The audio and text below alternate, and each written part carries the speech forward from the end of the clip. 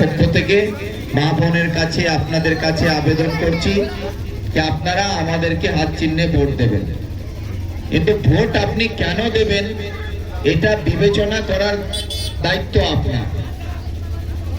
Vote চাওয়ার অধিকার আমাদের সকলেরই আছে, কিন্তু ভোট দেওয়ার অধিকারটা শুধু আপনাদের আছে।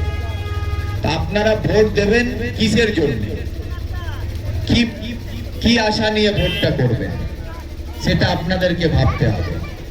আজকে তৃণমূলের পক্ষ থেকে যারা ভোট চাইতে আসছে তারা আপনাদের অধিকারের কথা বলছে না, তারা আপনাদের বাচ্চাদের ভবিষ্যতের কথা বলছে না, আমাদের বেকারদের সমস্যার কথা বলছে না, আমাদের শিক্ষিত ভাই বোনদের চাকরির কথা বলছে না, আজকে চাষিদের ফসলের দাম কমে আসছে, সেই ফসলের দাম কি করে বাড়বে তার নিয়ে কথা বলছে না।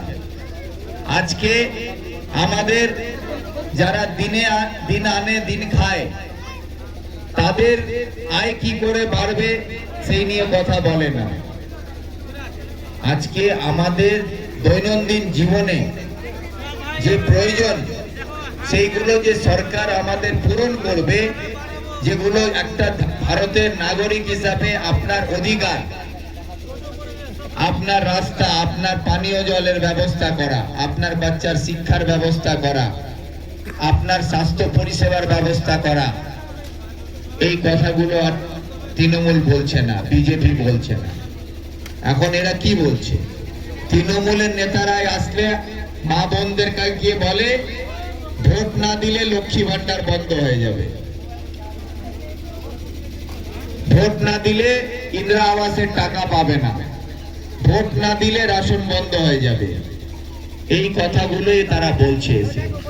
তাহলে তারা আপনার ভোট নিতে এসছে তো আপনাদের কাছে আবেদন করবে, কিন্তু তারা আপনাদের কাছে কেউ আবেদন করতে আসছে না, তারা আপনাদেরকে হুমকি দিচ্ছে যে যদি তুমি ভোট না দাও তোমার লক্ষ্মী ভান্ডার বন্ধ, তুমি যদি ভোট না দাও তোমার ইন্দিরা আবাসের টাকা বন্ধ, তুমি ভোট না দাও তোমার রাশন বন্ধ, তুমি ভোট না দিলে তোমার সব বন্ধ করে দেব।